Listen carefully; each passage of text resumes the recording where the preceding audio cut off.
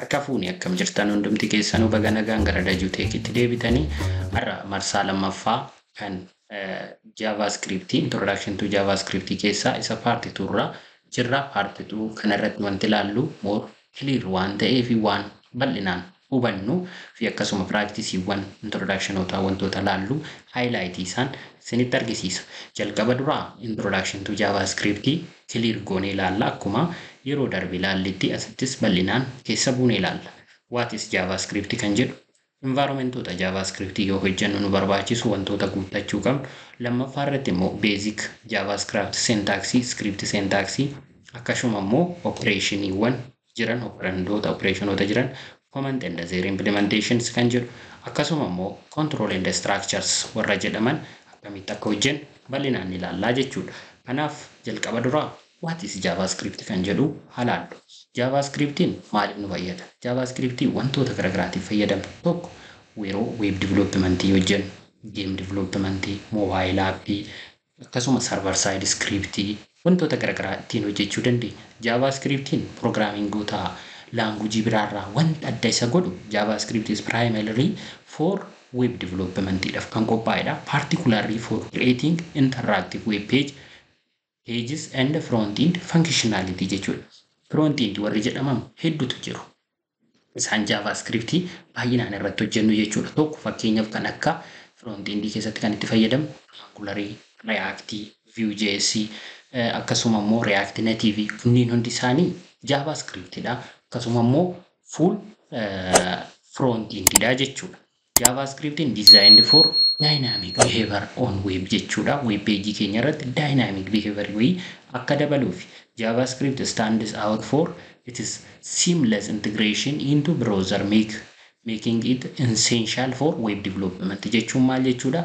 JavaScript keenya kun web page wajjin integrate ta'ee fakkeenyaaf Chrome yoo ilaalle Chrome integration warri jedhaman JavaScript dha baay'een isaanii.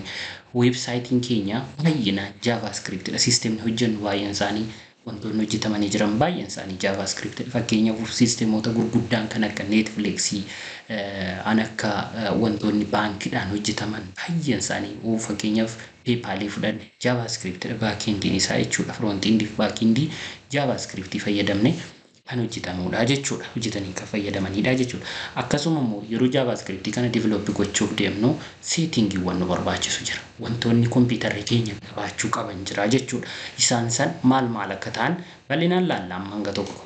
JavaScript kana hojjechuudhaaf wanti nu barbaachisu tokko browseridha. Browserii latest version ta'e. Fakkeenyaaf Chrome yoo fudhanne kan nuti haaraa download goonu version latest ta'e arganna jechuudha. Sanaaf browseriin tokko nu barbaachisa. Itti aansinee code editor'idha. Code editor'iin kun code editoroota barbaade ta'uu danda'a. Baay'inaan garuu VS Code yoo fayyadamne baay'ee irra filatamaadha. Visual Studio Code. Visual Studio Code akkamitti install goona kan jedhu step 1 isaa guutuunsaa video description kanarraa argachuu dandeessu jechuudha. Setup isaa link isinitti guutanii Visual Studio akkamitti install goona akkasuma immoo pluginoota yookaan extensionoota barbaachisoo ta'an akkamitti akka galchinu video description kanarraa argachuu dandeessu. Itti aansinee JavaScript keenya kanaaf basic HTML keessatti settingoota nu barbaachisan muraasa isaan ilaalla. Itti aansinee kan laallu sadaffaa irratti maalinni wanti ilaallu basic JavaScript syntaxota JavaScript keessatti jiran variables and data type. Kaleessa marsaa darbe irratti waan muraasa isaa dubbannee turre. Garuu amma kan laallu bal'inaan maalinni data type maal fakkaatu? Integer yoo ta'u maal fakkaata? Boolean yoo ta'u akkasuma immoo decimal yoo ta'u number yoo ta'u array yoo ta'u object yoo ta'u symbol yoo ta'u akkasuma immoo daataan keenya sun data akka nuti barbaadnu undefined yoo ta'u akkamitti akka hojjennu ni ilaallaa jechuudha bal'inaan. Akkasuma operators warra jedhaman arithmetic operator, comparisons. Arithmetic operator jechuun isaan ja'an kan ida'uu, hir'isuu, baay'isuu, hiruu fi mujuloodha. Mujul jechuun isheen parsantiin tuni nuti afaan programmingiitiin mujuloo jedhamti. Mujuloo jechuun bal'inaan laalla baay'ee ishee waa'ee ishees loojikii ishee irra deddeebinee ni laallate haalli marsaa kana keessatti jechuudha. Akkasuma comment and their purpose. Commentii jechuun maalidha? Commentii wanni nu barbaachisuuf browserii keenya irratti display ta'u garuu developeriidhaaf odeeffannoo sistemni keenya maal akka hojjetu koodiin sun line of coding keenya maal akka hojjechaa jiru isii detail describe kan gochuu danda'u comment jedhama. Fakkeenyaaf ani koodii wayii barreesse yoo isin erge isin akka hubattaniif yoon barbaade maaliin barreessaa commentiin barreessaa jechuudha. Comment jechuun description of the code jechuudha. Akkamitti waan hojjetu functionality isaallee hanga tokko itti daballee kan barreessinu jechuudha. Inni itti jiru control structure dha. Control and structure. Control jechuun statementoota jiran. Fakkeenyaaf statementii gosoota sadiitu jira. Tokko ifii jira, else ifii jira fi else tu jira jechuudha. Itti aansinee immoo loops warri jedhaman jiru. Ilaalla baay'inaan isaan kanas jechuudha. Loops jechuun maal jechuudha? Iterating in execute interval in is for a specific number of condition way hamma specific san keessa deemee kan execute godhu jechuudha. Executing programs for a specific number jechuudha or interval jechuudha. Kana jechuun maal jechuudha? Hanga intervalii barbaadame san keessa deemee kan nuuf execute godhu loop jedhama. For loop. Loopin kun gosoota gurguddaan beekamu sadiitu jira. For loop, while loop fi do while loop jedhamu. Koomaa goone do while jedhamanii kan beekamantu jira jechuudha. Isaan kan sadan seeraan laala. Kanaaf jalqaba irratti eessaa kaana steepii sadab lammaffaa kanarraa kaana jechuudha. Steepii lammaffaa kanarratti maal laallaa? Setting up the environment. Environmentii keenya at least browserii tokko qabaachuu qabna kompiitara keenyarraa jenneerra. Browseriin nuti qabnu tokko Microsoft Edge isheen kunis nuuf hojjechuu dandeessi, Chromenis nuuf hojjechuu danda'a. Kun dirqamaa jechuudha install gochuu qabna.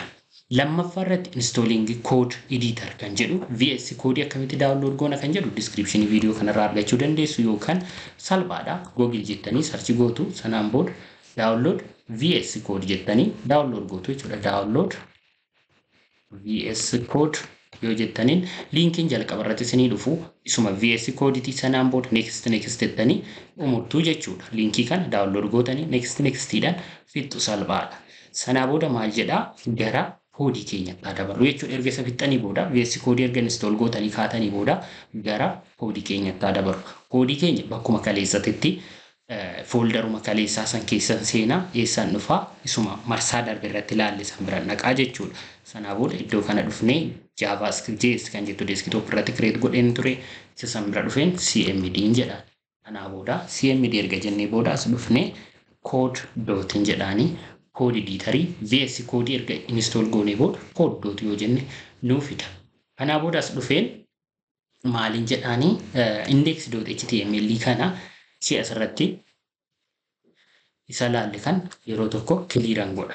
Ergan isa clear godhee booda JavaScript karaa gurguddaa 2-3 irraan gochuu dandeenya. JavaScript keenya kan projektii programii JavaScript karaa gurguddaa 3 irraan goonaa jechuudha. Tokko HTML keessatti embed gochuudhaan HTML keessatti embed goonu akkamitti akka hojjennu haalaan HTML haa jedhuuni. Sanaan booda HTML erga jennee booda head jennee daataa keenya kan asitti structure isaa kenninaa fi head jennee headii kana keessatti immoo daataawwan jiran maal akka fakkaatu as keessa galchinee fakkeenyaaf title haa jedhuuni. Title as keessatti introduction moo akkas gochuus dandeenya isa kana. As goone enter gaafan jedhuun wantoota barbaachisoo ta'an naa guutaa sitti dhufee HTML JavaScript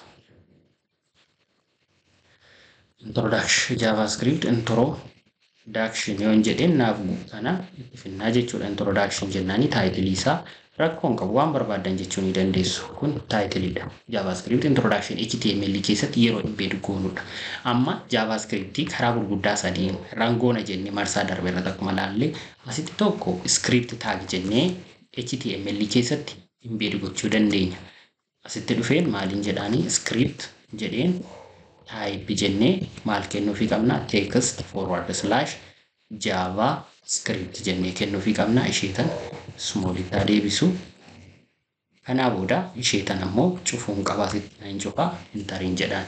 Kanaa booda let jedhee wanni nama na dhaggeeffatu maalinni JavaScript keessan jira jennee itti maa jirra. Wanti nani barreessu asii gaditti syntaxiin barreessu qabu parsi kan gootu browseriin waa'ee JavaScript osoo nan akkatti barreessaa display ta'u. Maaliif JavaScript keessatti kan display ta'u maalinni syntaxii JavaScript ti warra barraa'e. Gaafa rangoon ammoo maan argannu asitti. Kanaaf isa display goosisuuf karaa garaagaraa fayyadamna. Tokko konsuul irratti argachuu yoo barbaanne console.log jennaan. console.log jennee gaafa kenninu asitti dhufeen file jedheen barreessa. File JavaScript jedhuni save goona. Semicolon goonee dhiisnee dhimma asirratti. Gaafan isa kana run godhum interface irratti argadhu garuu right click goonee inspect jenneeni console gaafa jennuun hi JavaScript kan jettu fidee nutti argisiisaa jechuudha. Kun revisionii marsaa darbe irratti ilaalledha. Amma asitti wanti ilaallu bal'inaan maalinni marsaa darbe irratti waan baay'ee isaa ilaalleerra. Amma variable akkamitti create goona kan jedhu ilaalla. Variable jechuun maal jechuudha? JavaScript keessatti variable jechuun jijjiiramaa jechuudha. Tekstiin tokko daataan keenya daataa taayipoota garaagaraa of keessaa qaba. Variablein daataa taayipiiwwan garaagaraa baachuu danda'a. Fakkeenyaaf daataa taayipii warri jedhaman maal kan jedhaman haalaallu. Tokko daataa types jennee haa kenninuuf. Tokkoffaan daataa taayipii warri jedhaman keessaa tokko naliidha. Lammaffaan nambariidha. Sadaffaan number erga jennee booda buuliyaanidha. True falseidha. Afraffaan immoo simbolaa jennuuni. Isni kun reef dabalame simboliin kun garuu shanaffaan immoo undefinedha. Undefined. Ja'affaa irratti kan jiru immoo maalinni null, number, boolean, symbol, undefined erga jennee booda string kana qabataa jechuudha. Isaan torba garuu baay'inaan waliigalli isaanii torbaa jechuudha. Daataa taayipiin jiran amma ja'an kan haala simbolii, undefined, numberii more baay'inaan kan laallu isaanuma kana ta'uu jechuudha. Erga isa kana seeran laalle booda more null jechuun maal jechuudha? Daataan keenya yeroo homaa of keessaa hin qabaanne null jennaan nullabiliidha jechuudha. Yoommoo daataan keenya waa wayii qabaatee inni sun immoo integerii ta'e yookaan nambarii ta'e nambar jennaani jechuudha. Tokko lama sadii afur shan ja'a jennee yookaan negatiivis yoo dabalate nambar jedhamu. Boolean jechuun true false 0 1 jechuudha. Boolean warri jennu kun true yookaan false kan jennuun akkasuma 0 yookaan 1 on off kan jennuuni jechuudha. Simboliin kun imeejota garaagaraa nuuf qabataa akkasuma emojiiwwan garaagaraa ta'uu dandeenya. Undefined immoo meetodiin nuti kenninu yeroo homaa waa tokko hojjechuu hin dandeenye ta'e undefined jennaan. Stringin immoo kaaraakteroota jiran hundasaa kan walitti nu qabatudha jechuudha. Variablein tokko isaan kana hunda baachuu danda'a. Yeroo tokkotti tokkuma baata garuu hamma nuti kenninuuf irratti hundaa'ee daataa keenya nuuf kennaa deemaa jechuudha. Fakkeenyaaf asaa dhufuutii sheekan komentaa godhuutii asitti dhufnee maal goona var jedhee y is equal to 20 yoon jedheen amma maal jechuudha.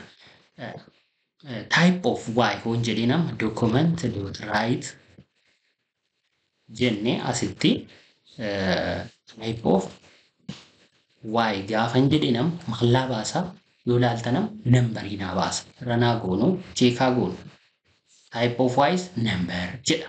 Sitti yoo laaltanam maalinni isa kana immoo fidee kootii keessa haa galchu. Amma immoo type of y maal ta'a stringii.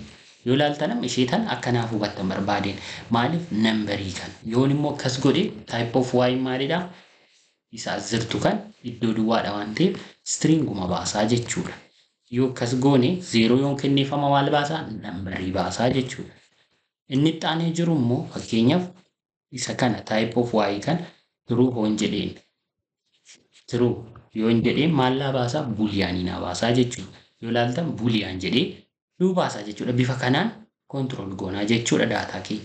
Isheen tun jijjiiramaadha waan ta'eef waan baattu irratti hundooftee daataa taayipii ishee fudhatte. Waa'een tun nama jijjiiramtuudha. Garuu yoo nambariitti fe'ee nambarii baattee nambarii taati. Yoon buuliyaanitti fe'ee buuliyaanii baattee buuliyaanii taatee ishee buuliyaan ofiin jettee nuuf dubbistii jechuudha. Yoommoo taayipiin keenya jijjiiramaa deemu hamma vaaliyuu inni baatu saniin maqaansaa jijjiirama jechuudha. Yookaan kontentiinsaa jijjiirama, qabiyyeensaa jijjiirama. Kana jechuun y hoon jedhee y'n kun amma true hoon jedhee hoon falsis jedhee buuliyaanidha. True falsii waan qabaatuuf jechuudha. Gaafa na dhufu buuliyaanidha. Akkasuma immoo 10.5 yoon jedhe maallaa qabata -10.5 -20 haa jedhuun maalidha nambariidha. Maaliif maayinasii waan ta'eef jechuudha. Akkasuma maayinas arroon jedhe garuu iirariidha. Isa kana yoo ilaaltan iirar jedha. Asitti yoo buutanii ilaaltan undefined jedha jechuudha. Uncatchable iirarii nuuf baasa. Asitti dhufnee daataa keenya teem 20.001 hoon jedheenis maallaa baasaa inni kun nambariidha jechuudha daataan jiru. Bifa kanaan daataa taayipii keenya kontirool goonaa jechuudha daataa taayipii. Yoommoo leet jenne maali garaagarummaan isaan jechuu jiru. Variif leetii tokkuma isaan garuu leet yoo jennu for temporary use var yoo jennu garuu baara bilicha yeroo itti deddeebinee fayyadamnu kan itti fayyadamnudha jechuudha. Baay'ee bareeda garaagarummaa isaa seera hubattaniitu jedhee yaada. Garaagarummaa akkamitti daataa taayipii tokko daataa taayipii biraat irratti kaa'uu dandeenya kan jennu jechuudha.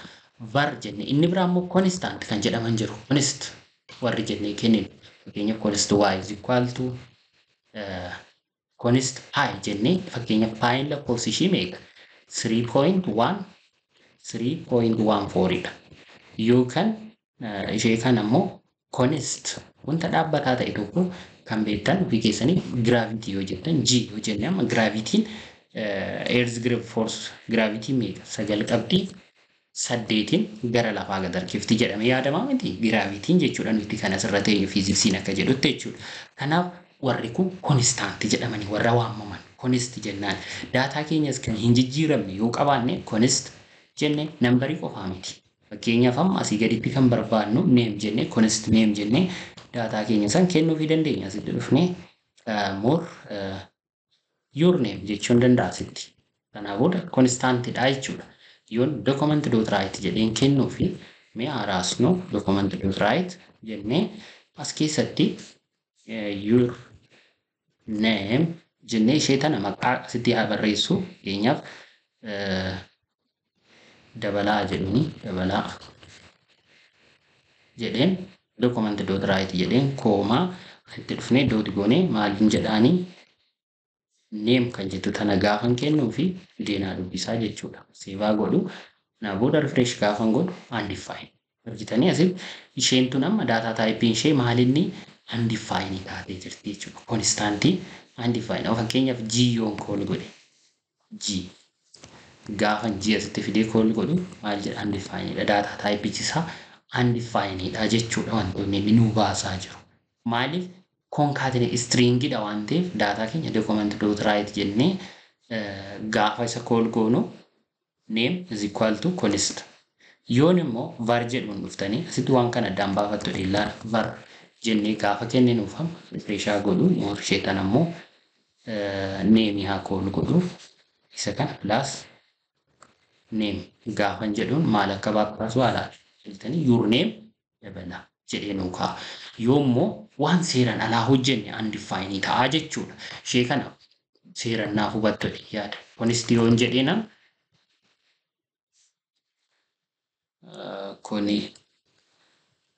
konist intar godhee sanaan booda konistaantii kan ta'e daataa kee generate nu godhaa jechuudha. Baay'ee bareeda. Ishee kana hubattaniirtu yaada. Yoon asitti dhufee daataa keenya waan dootiin yoo concatenate godhe iirariidha waan ta'eef undefined variable nuuf baasaa jechuudha. Baay'ee bareeda. Kun daataa taayipoota akkamitti variable keenyaa fi daataa taayipii keenya walitti fiduu dandeenya kan jedhu laalleerraa jechuudha. Kan itti aanee jiru immoo maal laallaa?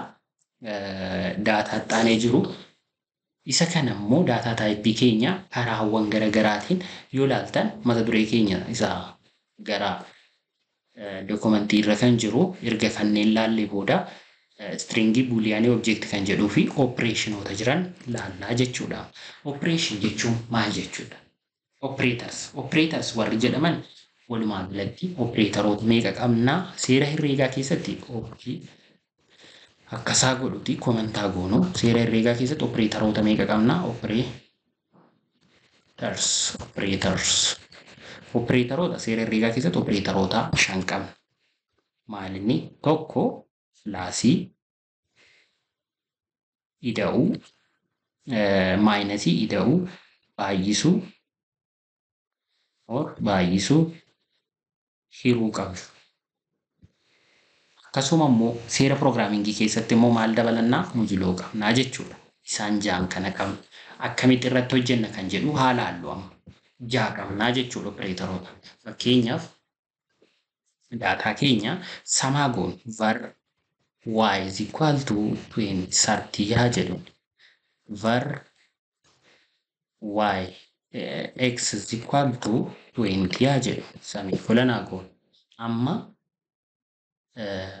addition yookaan add kan goonu var add is equal to 20 x plus y semicolon goona akkasuma immoo subtraction yoo jechuu barbaanne var saba jedhuni x minus y semicolon akkasuma immoo var multa jedhuni multiplication yoo jennu x times y haa jedhuni semicolon akkasuma immoo var kan itti aanee jiru immoo division fakkeenyaaf more 20 kan jedhu kana sheetana 60 tolaa guddisuuti division is equal to data keenya kan y divided by x semicolon jennaan amma isaan kana qopheeffannee jirra jechuudha erga isaan kana goonee booda fakkeenyaaf x minus y x plus y ishee kana moora reenjaa goosisu y hiruu x jennee kenninaaf akkasuma immoo modulo yoo barbaanne var modulo jedhuni modulo jechuudha y modulo x jedhuni data keenya maal akka argannu haalaalu sanaa booda document dot write as keessatti maaliin barreessaa hrraa jedhuni dura horizontal line wayinaa faage ishee kan html attributed waan ta'eef horizontal hr jedheen kennaa fi semicolon godheen copy paste godhadhuuti asitti dhufee maaliin kennaa fi add variable id kanan kenna kanaa booda ishee tan ammas paste godheen save goonu data keenya check goonu dhufne odk refresh godhu gaafa refresh goon sa ishee tan asitti maalaa jedhuni fakkeenyaaf lakkoofsa meeqa walitti daamee 80 nuu fide kan jedhu 60 da'uu 20 80 nuu fiduusaa akkam goonee barraa kan jedhu haalaan sum of jennaan plus eenyudha y plus asitti plus goonee sanaa booda plus asitti da'uu haa godhu x iddoo kanas plus goone semicolon amma sum of y plus x is equal to meeqa nuu kenne 60 nuu kenne refresh godhu koodicha yoo laaltanam sum of 60 plus 20 is equal to maalluu kenne jechuudha koodii keenya asirreessinu asitti wal qixa ta'a kan jettu taa dabalu asitti wal qixa ta'a plus itti dabalee sorry wal qixa ta'a booda asitti da'uun dabala koodii kana yoo laalta sum of 60 plus 20 is equal to 80 80 jechuudha ishee tana amma koodii kan duplicate godhu yeroo tokko isa kana jechuudha copying godhadhaa naa booda fideen asitti pasting godhaa jechuudha koodii kan paste goonaa sanaan booda subtraction of eenyu walirraa irratti x minus y is equal to subtraction isa akkana baasu goona as dhufeen koodii kana refresh godhu subtraction of 20 minus 60 is equal to minus 40 yoo laaltana x minus y jedhe kanaaf data keenya isa sirrii nuu baasee jira jechuudha copy goona koodumaan taphachuudha asirratti wanti jiru ittaansine multiplication is equal to erga jennee booda multiplication in keenya x times y is equal to multiplication isaa kenninaafi jechuudha gaafa akkas goona 20 baay'isuu 60 akkuma tokkoof 200 nuuf fideera jechuudha. Isa kanas fideen paastiin godhaa. Sanaa booda yeroo division immoo ishee kana maal divisionaa jedhuni division of x y divided by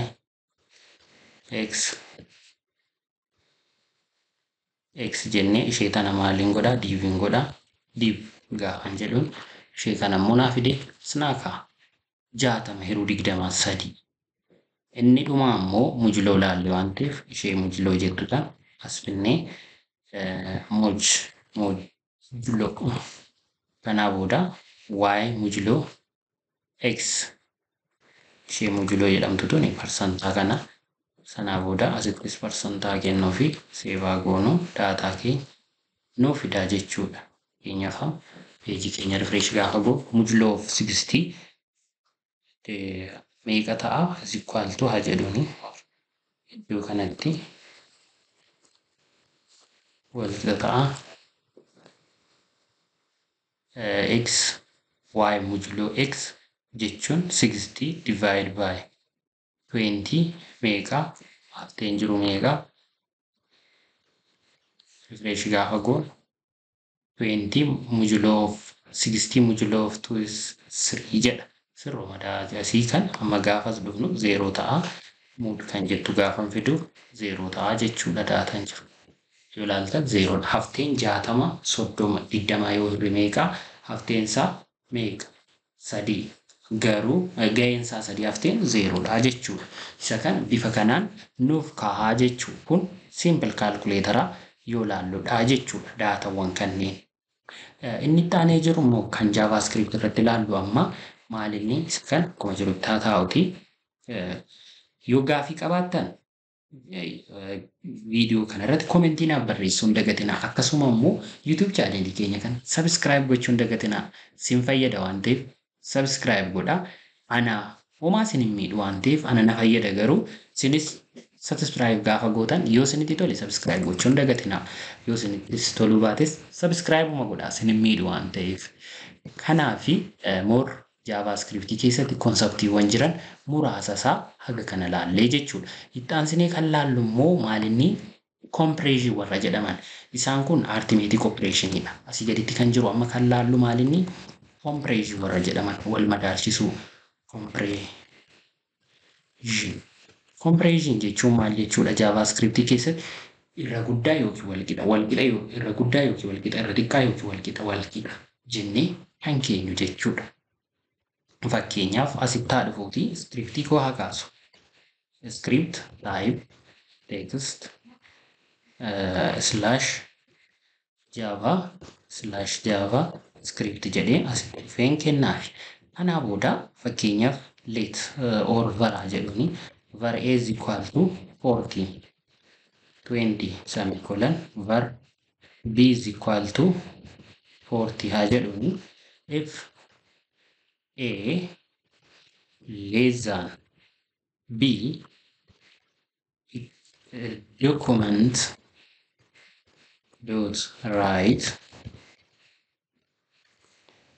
a is less than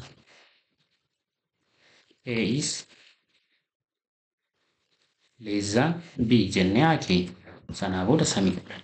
Amma maal jedha a is less than b dhugaadha. As keessa seennee a less than b kan check nu godhaa jechuudha. Sanaaf compression kee bifa kanaan hojjetaa jechuudha. Mee refreshaa godhuuti a is less than b jedha. Maal jechuudha? A jechuun yoo barbaanne ishee tan akkas gochuu dandeenya. A plus asitti dhufnee immoo ishee tan asii kaasee plus b jedhee a is less than b yoo jennu lakkoofsa ishee nutti argisiisuu danda'a. 20 is less than 40 jennee bifa kanaan ibsuu dandeenya jechuudha. Yoo kaniif immoo asumatti dhufnee b is less than or equal to jennees kaa'uu dandeenya. Tokkuma outputiin isaanii waluma fakkaata. Yoo ilaallee outputiin isaanii garaagarummaa hin qabaatu jechuudha isheen kun. Maaliif daataan jirtu walqixa ta'aa yoo jennuuni jechuudha. Akkasuma immoo ishee tanas dhufeen fakkeenyaaf ishee tan 20 tti yoon gabbuuse amma daataan kun outputiin yoo as dhufne 20 is less than or equal to 20 dha. Maaliif equal to qaba jechuudha. Yoon immoo ishee tana biraa kaasee output hin qabu jechuudha. Daataan keenya output hin qabu. Ishee tana yoo ilaaltan output hin qabu. Maaliif less than or equal to itti dabalu daataa keenya nuuf baasaa jechuudha. Yoon greater than or equal to jedhe output nan argadha. Maaliif equal dha waan ta'eef jechuudha daataan jiru. Kanaaf iseetan koodii keenya kan as keessatti bifa kanaan arrange goosifnaa jechuudha. Compression kana fakkaata. Yoo wal qixa ta'aa jennu maal jechuu qabna? Si'a lama kenninaa. A is equal to B hin jennu si'a. A is equal B yoo jenne daataa kee bifa kanaan argachuu dandeenya jechuudha. Baay'ee bareeda. Kun arithmetic operation kan logical operation irratti ilaallu isa kana fakkaataa jechuudha compression keenya. Inni biraa comment kan jedhu baay'inaan fayyadamaa jira. Isheen kun nama fakkeenyaaf maaliin compressionidha. Compression keenya kan as keessatti hojjechaa jiraachuu keenya waan namni hubatu amma maal hojjechuuf deemna kan jedhu kana sii gadi laayinii koodii kanatti aanee jiru hundi isaa maal akka ta'e namni hubataa jechuudha.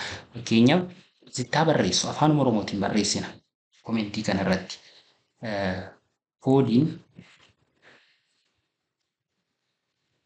Koodiin armaan gaditti barreessu kun waa'ee compression kan ibsu jennee keenya. Innis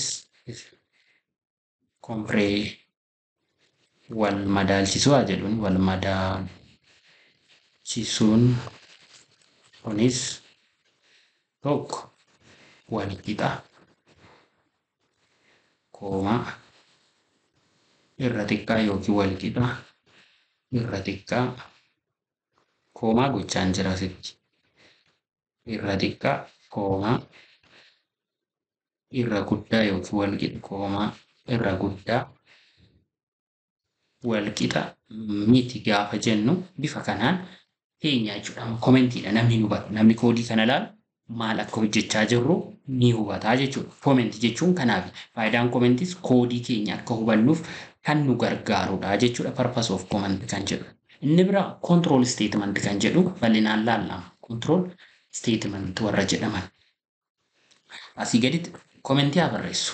Fakkeenyaaf asitti dhufeen control statement jechuun maal jechuudha?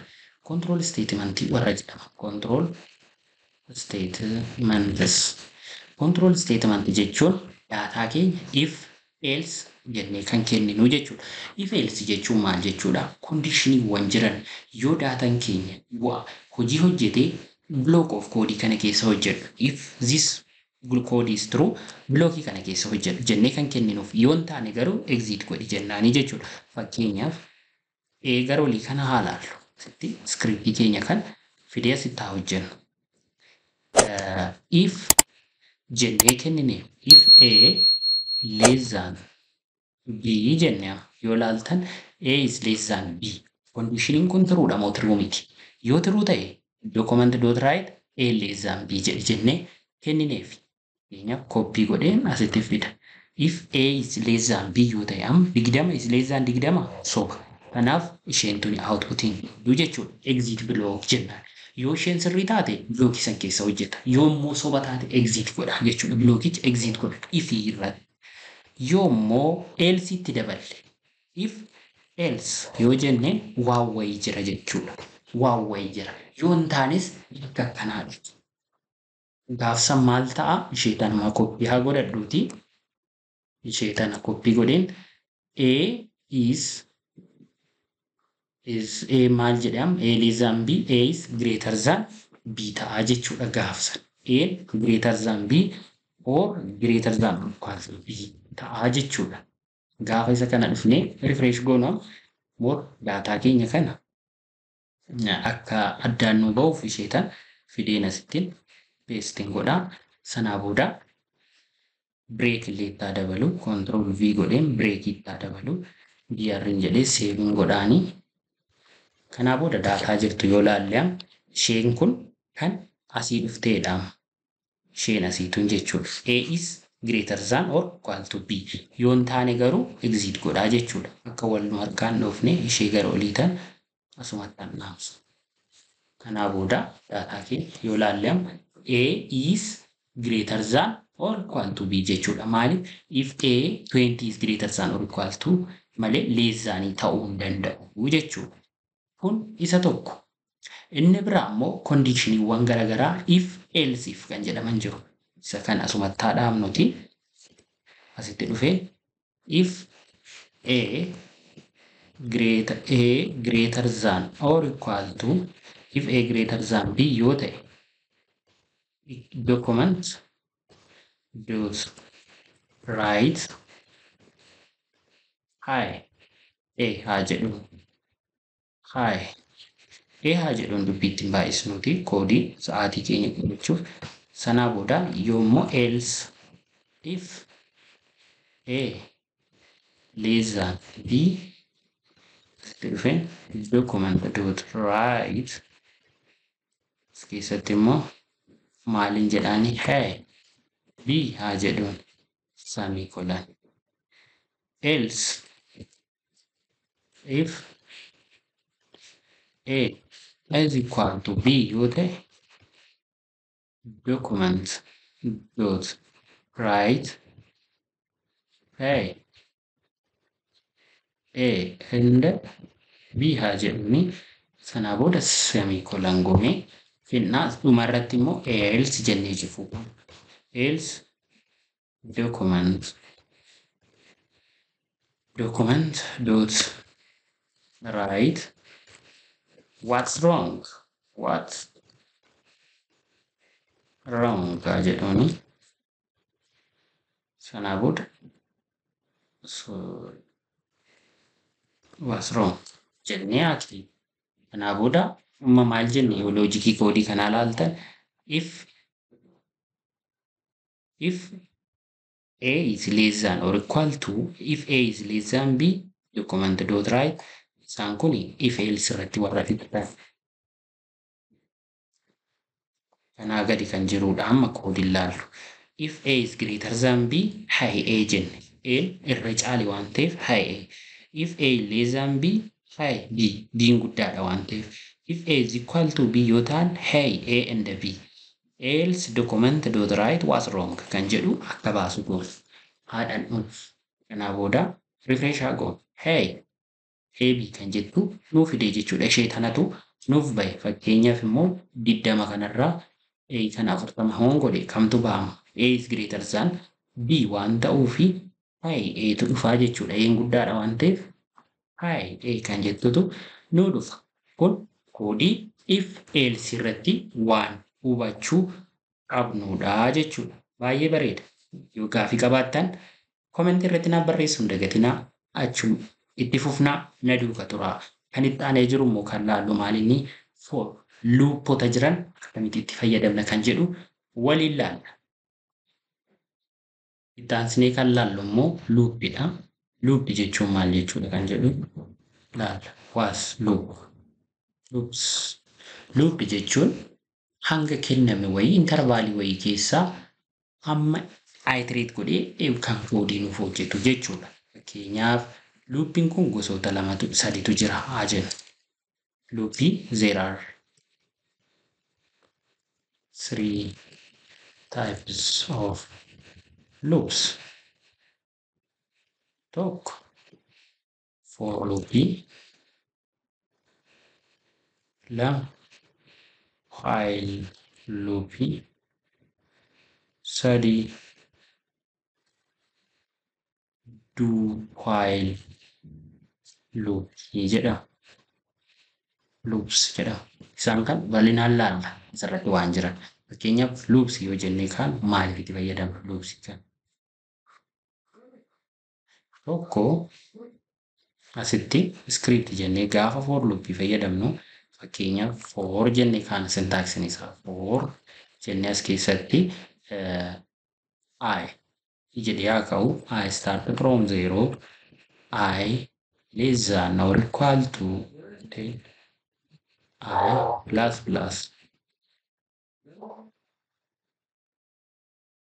Kanaa booda as keessatti amma fakkeenyaaf I start from 0, I less than or equal to 10, I plus plus document dot write I gaafan jedhuun I keenya tokko haga 0 haga 10 naaf baasaa jechuudha. Refreshaa godhuuti ishee kan immoo asitti bireekaa godhu ishee tokko isa kan koppiin godhaa. Asitti fideen peesti godheen bireekaa godhu laayin bireekii horichaarra jechuu dandeenya. Laayin bireekaa godhuun biyyaarraa jedhuun seefaa goonu amma laayin bireek nu godhee waa haga 10 nuuf baasaa jechuudha. Isa kana immoo bireek gochisiisuu yoo barbaanne salphaadha. Dhufnee pilaazzannee kanaa booda konkaatineet goonee biyyaarra jennaan. Bireek nu gochaa deemaa jechuudha. 0 haga 9ti. Asitti dhufnee fakkeenyaaf ishee tana less than or equal to start from 1 less than 10 yoo jennu 1 haga 9 asirraa ka'ee 1 ka'ee hanga 9 nuuf baasaa jechuudha. Intervaalii kana keessa kan dispilee ta'u jechuudha daataan keenya. Bifa salphaa ta'een akkamitti akka hojjechuu dandeenyu yoo laallee jechuudha. Fakkeenyaaf lakkoofsa daataan keenya asirraa ka'anii hanga ivinii ta'an nu baasii yoo jenneen kompoozit nambarii kan ta'e ood nambarii kan ta'e nu baasii yoo jenneen bifuma salphaa ta'een hojjechuu dandeenya jechuudha daataawwan jiran. Kanaaf asitti maal goonaa fakkeenyaaf lakkoofsa 1 hanga 30 jiran keessaa 4 jennaani lakkoofsa 1 hanga 30 kan jiru keessaa ishee tana jecharraa godhuuti. Reeka or HR jechuu ni dandeenya HR jedhu keessatti dhufee keessatti HR jedhuuni HR jechuun horizontaal laayinii wayii akkanaa kennuuf waan biraa wanni inni naa dabalu hin jiru. For lakkoofsa 1 hanga 30 jiran keessaa even nambarii warra ta'an naa baasi jechuun hin barbaade. I start from 1 I less than or equal to 30 I plus plus kanaa booda if jenna I divide I modulo 2 is equal to 0 yoo ta'e hafteen lama yoo hiran sanaan booda lakkoofsicha display godhu document dot write I jennee sanaan booda I keenya immoo bireek akka godhuuf asitti biyyaarriin jedhaanii kanaa booda isheen tun dootii osoo hin taane ida'uu ta'uu qabdi. Seef goona daataa keenya nutti argisiisa. Inni asii gadii kun garuu yoo ilaaltanam inni kun 2 hanga 30 kan jiru lakkoofsota ivinii ta'an 1 haga 30 kan jiranii jechuudha. Yoon tokkos dhiisee rakkoon qabu fakkeenyaaf 2 irraa ka'ee yoon jedhee 2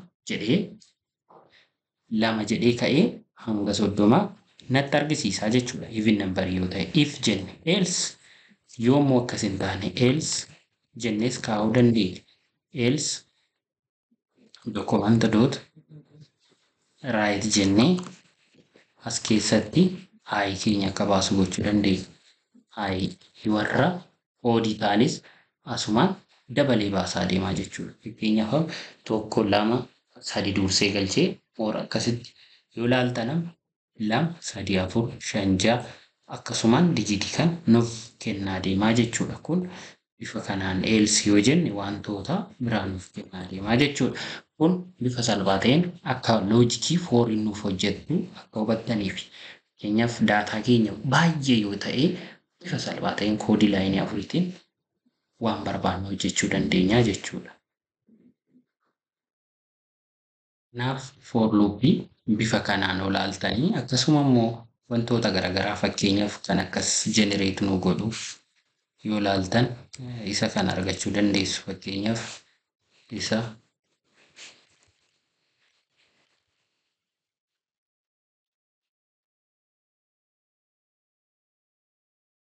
kana kan fakkaatu akkamitti akka hojjechuu dandeechan baay'inaan practice gochuu dandeessu. Triangilii ta'u rectangilii ta'u akkamitti akka hojjennu baay'ee isaa shaakaluu dandeessu. Fakkeenyaaf isa rectangilii baasuu yoo barbaanne haala salphaa ta'een for I start from the 1 jedhuuni I less than or equal to 5 haa jedhuni i'n keenya I plus plus sanaa booda as keessatti document dot write fideen maaliin kennaa fi stariin kenna. Kanaafuu semicolon asitti more isa kana kan biraas kennuufii dandeenya kataa godhuuti ishee asii hagasii kataa godhu for kan biraa immoo j start from 0 for 1 jechuu dandeenya ishees j less than I j keenya maal ta'a j plus plus sanaa booda as kan jiru immoo document dot write star hojjennee maal akka bakka baasu shaakaluu dandeessu isa kana bifa garaagaraatiin shaakaluu dandeessu. Isaan kanam yoommoo breekiitti dabalee asitti keenya plus line breakii jechuudha. BR yoo jennuun maal akka baasu yoo laaltanam irraa gadee garagalchee staarii nuu kaa'aa jechuudha. Yoon immoo ishee tan I baasii yoon jedheen ishee asii tan I baasii yoo jenneenam tokko lama jedhee nu baasa. Yoommoo j baasii jenneen daataa keenya kan bifoota garagaraatiin ofiisaatii nuuf baasaa jechuudha. Yoo laaltanam tokko lama jedhee akkasitti nuu kaa'aa deemaa jechuudha daataa keenya kan. Bifa kana fakkaatu rectangle garagaraa generate gochuu dandeenya jechuudha. Fakkeenyaaf amma asufnee koodii keenya gaafa rangoon bifa akkas fakkaatuun kan nutti argisiisu ta'a jechuudha koodii keenya. Yoo laaltanam tokko lama jedhee achi daataa keenya sanni guutaa sanaan booda fakkeenyaaf hoo baay'isuu irraa xiqqeessine ishee tana shanittaa bulchuun daataa keenya bifa kanaan nutti argisiisaa jechuudha. Tokko lama sadii afur shan tokko lama sadii jedhee akkasumatti kaa'aa deemaa jechuudha daataa keenya. Yoo immoo ishee kana I start from 1 I less than or equal to 5 jennee I keenya immoo maal ta'e I plus plus goonee asitti immoo j start from I jennee I irraa ka'a or j start from 1 jennee j keenya immoo less than or equal to I yoo ta'e j minus ta'uu deeme maal akka ta'us more bifoota garagaraan bocoota garagaraa akka inni nuu irraa diizaayinii isaa laaltanii hubachuu dandeessu jechuudha daataa keenya. Oram yoo inni daataan keenya infinite ta'uu fakkeenyaaf amma j less than or equal to greater than I ta'uu qabdi. Isheen tun greater than I yoo taate daataa keenya bifoota garagaraatiin nutti argisiisuu danda'a jechuudha. Isa kan kaansilaa godhu kanaa booda refreshaa godhu yoo laalleem daataa keenya waan nutti argisiisu yoomtuu hin jiraatu jechuudha. Maaliif bocoota diizaayiniiwwan nuti kennineef haalli nuti kenninu irratti hundoofne akka nuti kenninuuf san ta'aa deemaa jechuudha. Isa kan akka hubannuuf jedhee daataa kan kanas irratti isinii kaa'ee jechuudha. Bifa kanaan akkasuma paatarnoota garaagaraa akkamitti diizaayin gochuu kan dandeenyu bifa ta'een hubachuu dandeessu jechuudha. Kan itti aanee jiru immoo sa'aatii balleessurraa faayil luuppii akkamitti akka fayyadamnu haala sintaaksii faayil luuppii. Faayil jennee maal goonaa fakkeenyaaf jalqaba duraa variable wayii kaana faayil jennee kaan leetaa jedhuun let v is equal to seenaa jedhuuni faayil v less than 20 haa jedhu sanaa booda v keenya less than 20 yoo ta'e document jalqaba duraa v plus plus haa godhu document dot write as keessatti document dot write v haa jedhuuni semicolon sanaan booda immoo isheen tun yoo duruu taatedha kan nuuf hojjetu faayiliin. Kanaa booda daataa keenya faayil luuppii bifa kanaan kontirool goonaa jechuudha. Yoo isa kan argan faayil luuppii fayyadamna. Fakkeenyaaf amma v keenya 20 nuuf baasa 20 meeqa akka ta'e nutti argisiisee baasaa jechuudha. Fakkeenyaaf refreshaa godhu ishee tana olaaltanam tokko lama sadii jedhee daataa keenya ishee dhumaa tanatu bahee garuu daataan kee 20 ta'uu ishee dhumaa san while v less than 20 jennee document dot write erga jennee booda amma jirtu san daataa keenya v keenya 20 miti ishee san iterate godhee keessa deemee hanga daataa keenya tokko lama jecha daataa keenya hanga 20 nuuf deemee jechuudha. Isa kan daataa keenya asitti fakkeenyaaf ishee tan koppii godhee fidee HRD'tti dabaluu seefaa goonu yoo san nutti mul'ata jechuudha. Wantoonni hojjetame amma tokko jedhee as keessa ka'a. Maaliif 10 leezaan 20 waan ta'eef tokko ida'uu tokko v'tti tokko dabala sanaan booda daataa keenya bifuma saniin v keenya kan nuuf hojjetaa jechuudha. Inni taanee jiru do while loopidha. Do while loop fakkeenyaaf do while loop yoo jennu as keessatti v do while loop irratti jalqaba duraa maal goona do jennee dokumentiin tokko ni hojjetamaa jechuudha. Document dot write jennee faayila wayii v display gochuu hin danda'a. Sanaa booda erga isa finnee v keenya finnee booda dokumentiin keenya immoo maal ta'a? Document v keenya plus ta'a. V plus or minus gochuu dandeenya plus sanaa booda file jenna. Erga isa fixee booda file v greater than a yoo ta'e qofa as keessatti akka hojjetu goona. Yeroo tokko garuu dursa daataa display nu godhaa jechuudha. Do while loop irratti yoo ta'e daataa yeroo tokko display ni godhaa jechuudha. Kana jechuun fakkeenya example isaa sinyaaf konkolaataan jalqaba yoo ka'uu barbaadu maal bachee godhaa? Injiniin hin jiramoo hin jiru motora san keessa maashinii naafxaan hin jiramoo hin jiru check godha. Yoo argate daaticha ni hojjeta. Yoo makiinichi akka socho'uuf ajajaa jechuudha. Yoo hin arganne garuu ogguma san naaba. Kanaaf daataa keenya dursee check kan godhu eenyudha? While loopidha. Do while loopin do jedha dura waa hojjetaa sanaan booda dhaqee check godhaa jechuudha daataa keenya. Bifa kanaan for loopii, while loopii, do while loopii fi wantoota baay'ee ta'an waliin ilaalaa turre. Kan itti aanu immoo JavaScript keessatti basic concept fi advanced concept jiran walitti qabne bakka tokkotti projektii jabaa tokkotti hojjenna. Hanga sagantaa ta'an walitti deebinutti waraabulaa deebana nagaan ture. Yoo gaafii qabaattan YouTube kana description fi comment isaa na barreessuu hin dagatinaa. Waan baay'ee isaa gruupii Telegram channelii BIS kan jedhu seentanii join gootanii resourceota barbaachisoo ta'anii fi wantoota developmentiif nama barbaachisan hedduu achirraa argachuu dandeessu.